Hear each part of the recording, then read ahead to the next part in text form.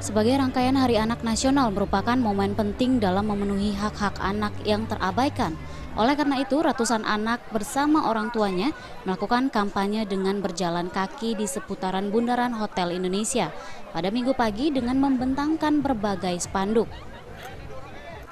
Kampanye tersebut dilakukan sebagai bentuk konkret kepedulian negara terhadap anak-anak Indonesia yang menyoroti 3 isu utama, yakni kekerasan seksual terhadap anak, perkawinan anak, dan prostitusi anak.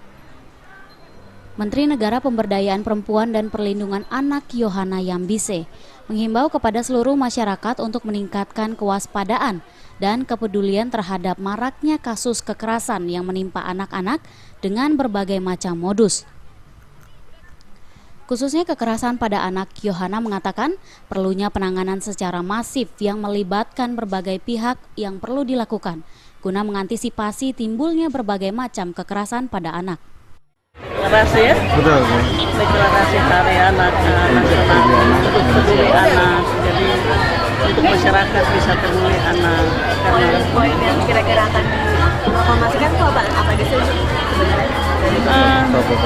Ya, jadi itu yang ada beberapa hal, ada kekerasan yang terjadi terhadap anak sekarang, kekerasan seksual terhadap anak yang makin meningkat, terus kekerasan seperti prostitusi online untuk anak dan pernikahan anak yang. Dari Jakarta, Rudi Wijaya dan Wayan Agus melaporkan.